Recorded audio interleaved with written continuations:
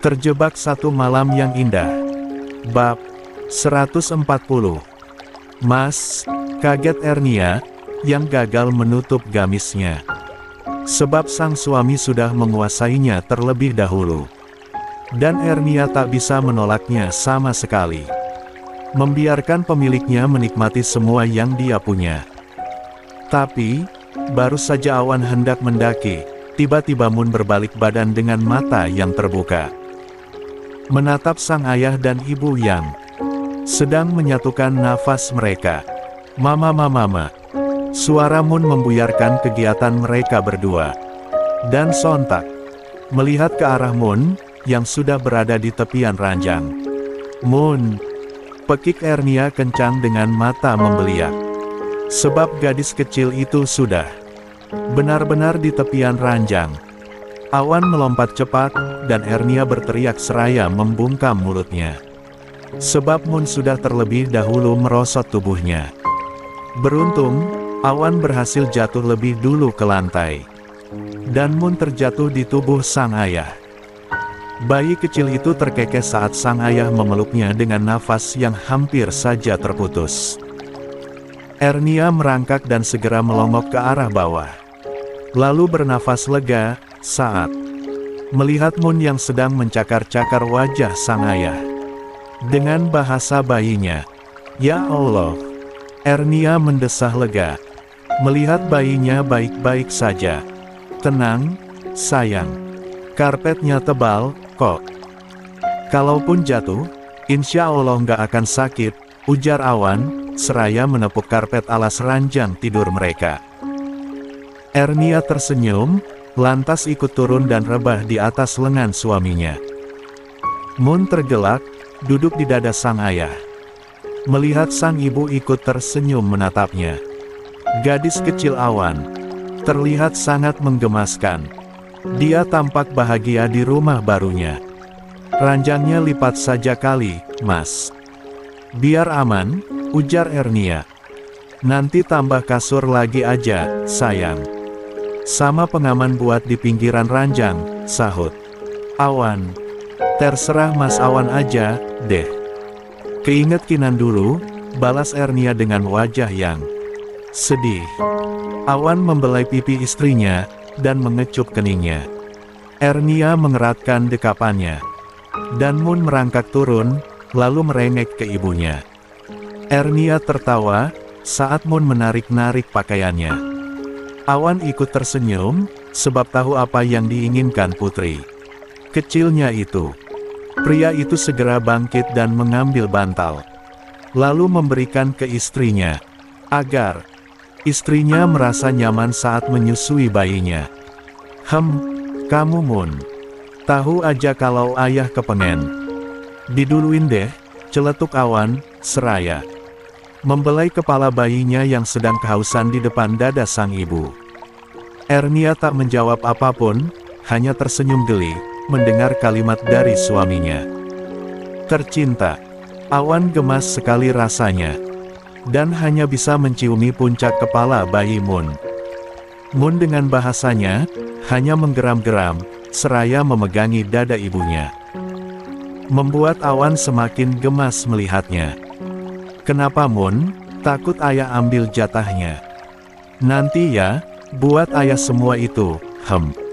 Awan mencubiti pipi gembul Moon. Sebab gemas, seakan sedang mempertahankan hak miliknya. Saat ayahnya menatap bagian indah di dada sang ibu.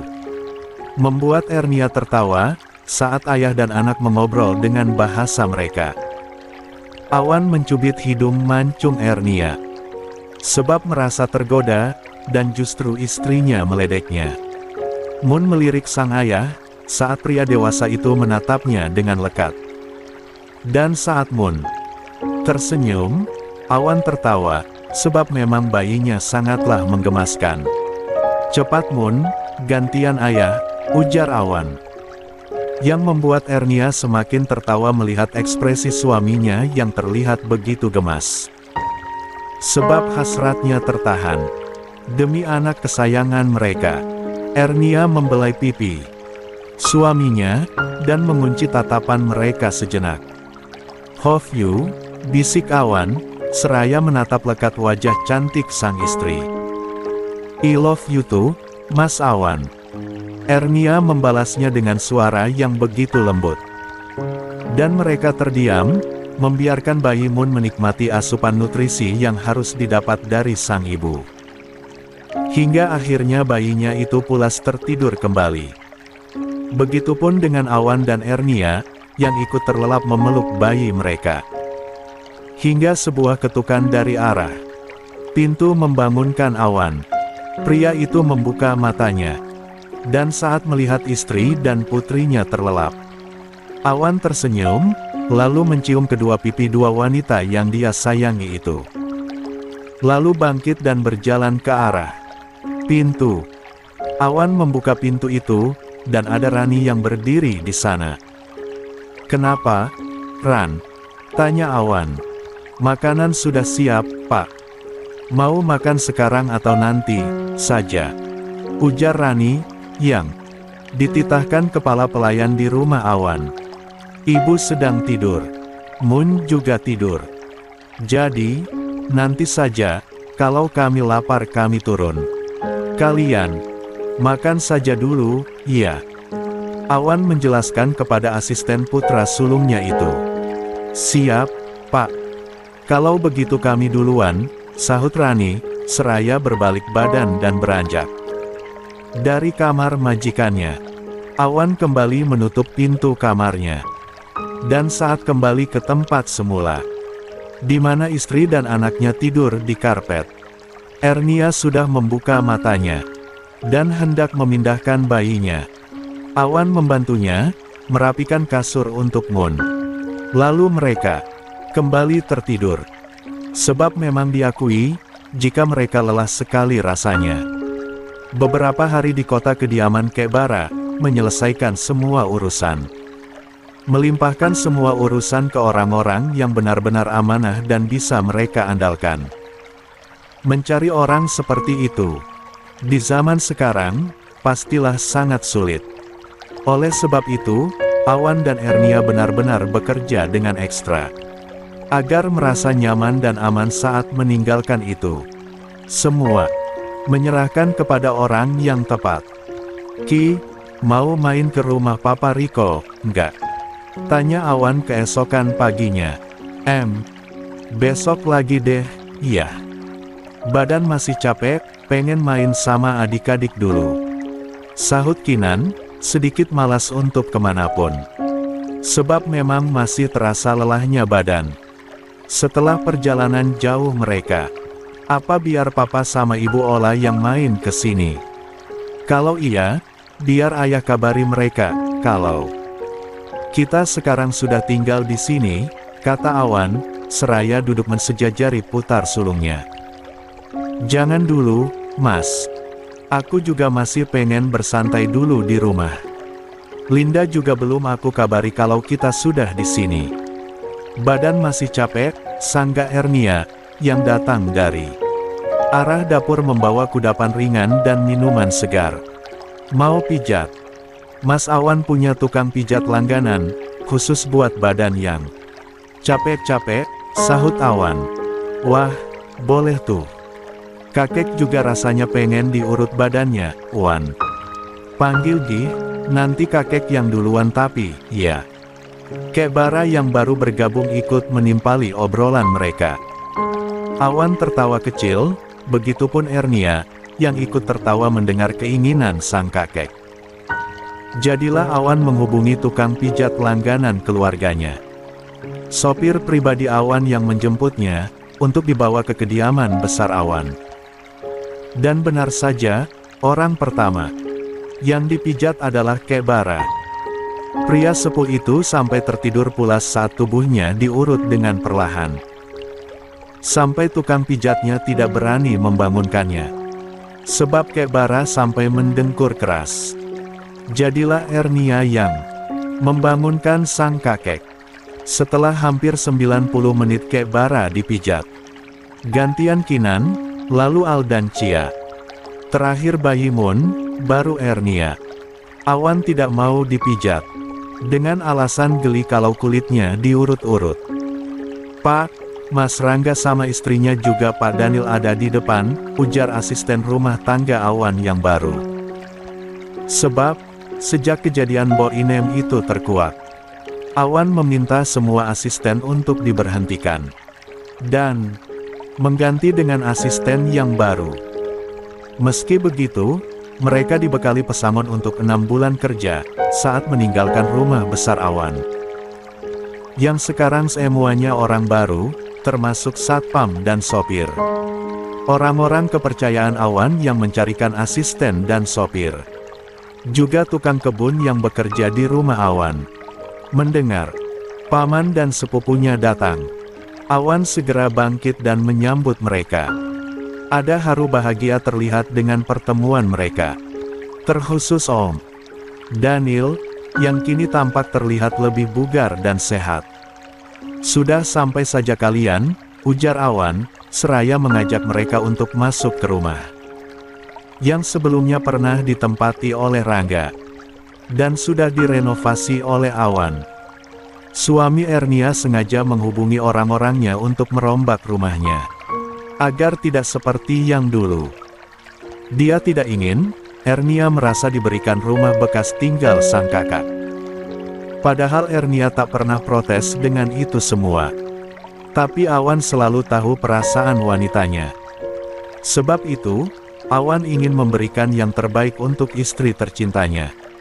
Ernia sempat diberi tawaran untuk membeli rumah baru saja. Tapi wanita itu menolak. Sebab rumah suaminya sudah cukup untuk menjadi tempat berteduh mereka. Jadilah Awan menurut saja keinginan sang istri. Dan hanya merenovasi ulang, sesuai dengan kepribadian sang istri. Aromanya seperti minyak urut, deh. Cynthia berkata seraya mengenduskan indera penciumannya. "Hahaha, tahu saja kamu." "Iya, itu Mbak Ernia yang lagi diurut." "Kamu mau urut juga?" sahut Awan. "Baru sebulan yang lalu, Mas." "Sekalian pijat bayi," jawab Cynthia, seraya duduk di samping suaminya. Awan mengangguk paham. Lantas mereka saling mengobrol ini dan itu. Tak lama, asisten membawakan minuman hangat dan makanan pendampingnya. Kek Bara setelah dipijat, melanjutkan tidurnya. Sebab, katanya tubuhnya menjadi sangat nyaman. Dan ingin beristirahat dulu, supaya semakin fresh di tubuh. Awan dan Ernia membiarkan saja. Pria sepuh itu menempati kamar di lantai bawah. Sebab Kek Bara memang tidak menyukai rumah yang bertingkat. Oleh karena itu, rumahnya yang begitu besar di Kalimantan tetap satu lantai, meski rumah itu menjadi seperti gedung pertemuan yang luas dan memiliki banyak ruangan-ruangan. Seraya menikmati minuman hangat mereka, Daniel membicarakan tentang perusahaan yang beliau ingin pensiun dini. Sebab kondisi tubuh yang memang sudah dirasa tak produktif lagi. Dila kemungkinan awal tahun depan akan menikah, Wan. Kemarin lusa, baru saja keluarga calon suaminya datang ke rumah dan melamarnya. Tapi Cynthia belum mau kalau langsung menikah. Sebab masih ada urusannya yang ingin diselesaikan dulu, ujar Om Daniel. Alhamdulillah. Awan membalas kata-kata pamannya. Jadi, sekarang Dila di mana? Calon suaminya di mana? Dila masih di Jerman. Calon suaminya kerja di kantor pemerintah daerah Jakarta. Dia sudah lama suka sama Dila. Tapi, Dila yang acuh, cuek, dan dingin. Jadilah dia tak pernah berani mengungkapkannya. Melamar saja tanpa ada Dila. Hahaha, jelas Om Daniel seraya terkekeh. Loh, terus Dilanya bagaimana? Kok Om setujui aja? Kalau Dilanya nggak mau bagaimana? Awan sudah khawatir saja, sebab mendengar lamaran tanpa ada salah satu pihak yang hadir. Terkhusus pihak wanita yang dilamar. Video call lah, Mas. Lah orang ternyata selama ini Dila nggak mau pacaran juga nunggu cowok itu. Mereka dulu pernah satu sekolahan. Waktu SMA, katanya, baik Dila maupun Reynanda, sudah saling terpikat sejak dulu. Tapi, dasar dua-duanya pendiam, jadilah nggak ada saling komunikasi. Pas video call aja kemarin lucu banget, Mas. Lebih lucu waktu dulu. Aku melihat istriku pertama kali, cerita Rangga, seraya tersenyum lebar. Namanya Reynanda. Balas Awan, seraya mengangguk. Mendengarkan cerita adik sepupunya itu. Iya, kakak tingkatnya Dila. Tuh, sekarang yang diteror terus sama Dila. Diajakin curhat setiap hari. Nanyain perihal pernikahan, sahut Rangga, seraya menunjuk ke arah istrinya. Menggunakan bibirnya. Bagus dong. Artinya Dila nyaman dengan Cynthia. Aku ikut senang mendengarnya. Terima kasih Yasin, sudah jadi pengganti ibu buat Dila, balas Awan. Jangan begitu, Mas. Sudah jadi tanggung jawabku. Dila bisa terbuka denganku, itu sudah hal yang sangat membahagiakan bagiku. Cynthia dengan rona merah di wajahnya menjawab Awan. Mereka saling melempar senyum. Sebab merasa tenang, karena semua berjalan dengan sangat baik. Baik keluarganya, maupun keluarga Rangga. Semuanya harmonis dan terlihat romantis. Tampak dari Rangga memperlakukan istrinya dengan begitu manis. Oh iya, Wan. Sudah dapat kabar belum? Bo Inem meninggal di penjara, ujar Om Daniel, menyela obrolan santai mereka. Innalillahi wa inna ilaihi rajiun. Kapan OM? Kaget Awan. Sekitar 2 bulan yang lalu lah. Dia bunuh diri, kabarnya. Sebab tidak menemukan kabar tentang Tito. Frustasi, yang akhirnya membuatnya depresi, dan akhirnya mengakhiri hidupnya sendiri dengan gantung diri. Om Daniel menjabarkan berita yang didapat dari pihak kepolisian. Awan mengurut dadanya prihatin. Tak menyangka, jika mantan pembantu rumah tangga yang begitu dipercayainya bisa melakukan hal-hal nekat seperti itu. Tapi Awan juga merasa lega, sebab pada akhirnya semua berakhir dengan jalan yang mungkin sudah Tuhan kehendaki. Rumah Awan siang ini begitu rikoi. Cia dan Al, juga Kinan yang bertamu dengan anak Rangga, mereka bermain bersama. Ditemani oleh asisten ketiga bocah itu. Sementara Awan dan keluarga sang paman juga santai dengan obrolan mereka. Hingga tiba-tiba Satpam datang menghampiri Awan dan berbisik lirih. Pak, di luar ada tamu, satu rombongan. Katanya mau bertemu bapak dan ibu. Tapi, saya belum tahu siapa. Jadi saya tidak berani mempersilahkan masuk. Apa bapak mengenal mereka? Hah? Siapa, Pak? Ada orangnya menyebutkan namanya, tidak? Tanya Awan pada satpamnya. Katanya Bapak Riko dan Aditya. Apa bapak mengenalnya? Riko. Bagaimana dia tahu kami sudah sampai di sini? Sahut Awan dengan kening. Berkerut. Awan segera bangkit dan mengayunkan langkahnya keluar rumah. Menuju gerbang tinggi yang sedikit jauh dari teras rumahnya. Memastikan bahwa pesan yang disampaikan satpam barunya benar adanya. Dari kejauhan tampak kendaraan yang masih terparkir di depan gerbang. Si pemilik sedang fokus menatap ke arah jalanan membelakangi rumah besar Awan. Sepertinya memang Riko. Coba buka gerbangnya, Pak. Itu mantan suami istri saya, ujar Awan, memerintahkan satpam barunya. Pria parubaya yang masih tampak gagah dengan seragam putihnya segera berlari menuju pos kerjanya. Lalu menekan tombol otomatis pembuka gerbang. Suara derit besi bergesekan terdengar menggeser benda besar nan tinggi itu terbuka secara perlahan. Awan menghampiri tamunya dengan senyuman merekah di wajahnya. Riko yang mendengar bunyi derit besi segera menoleh dan menyambut senyuman Awan kepadanya. Lantas keduanya saling bersalaman dan berpelukan sejenak. Pindah nggak kabar-kabar, Wan. Untung tadi aku telepon Rani. Niatnya mau ngobrol sama Kinan. Kata Rani kalian baru saja sampai di Jakarta, ujar Riko, seraya menepuk pundak Awan. Hahaha, iya. Belum sempat mengabari, Ram. Maaf. Ayo masuk, kebetulan Rangga juga baru saja datang. Kita ngobrol di dalam, sahut Awan, yang mempersilahkan tamunya masuk dengan ramah. Riko segera kembali ke kendaraannya dan memasukkan ke dalam halaman parkir rumah Raditya Kurniawan. Sementara Awan menunggu dengan sabar, keluarga mantan suami dari istrinya itu turun dari kendaraan pribadi mereka. Mereka masuk ke rumah Awan dan berkumpul di ruang tamu bersama Rangga, Cynthia, dan Om Daniel. Setelah bersalaman, Riko mengambil posisi duduk di antara tamu yang lebih dulu datang dari mereka. Cynthia menyapa ramah Laura, yang terlihat sedikit canggung. Sebab melihat penampilan Cynthia yang begitu persis dengan Ernia.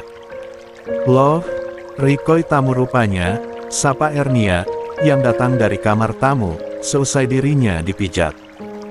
Istri Awan menghampiri tamu-tamunya. Bergabung dengan Laura dan Cynthia. Menggoda anak-anak mereka, yang tampak begitu menggemaskan. Tapi, istri Awan merasa risih. Sebab tubuhnya masih beraroma minyak urut yang menyengat sekali baunya. Aku mandi dulu, ya. Badanku bau minyak urut, pamit Ernia, seraya menepuk bahu kedua tamu wanitanya.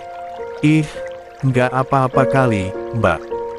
Biar bau minyak urut, Mbak Ernia mah tetap saja terlihat cantik, sahut Cynthia berkata jujur. Hahaha, bisa saja kamu, Cin. Iyalah cantik, sejak lahirkan perempuan. Kalau laki-laki, pasti aku tampan. Sudah, aku mandi dulu, sebentar, balas Ernia tergelak. Olah, sebentar ya. Ernia menepuk bahu Laura, dan segera mengayunkan langkahnya. Cepat berlalu dari ruang tamu, yang semakin rikoi kini. Dua pria memandangi gerak tubuh Ernia yang berjalan menaiki anak tangga dengan anggunnya. Membuat para wanita itu berdehem bersamaan. Dan membuyarkan lamunan mereka. Awan tergelak dengan wajah yang memerah. Sontak meraih kacang goreng yang tersaji di meja, dan dilemparkan ke wajah adik sepupunya itu.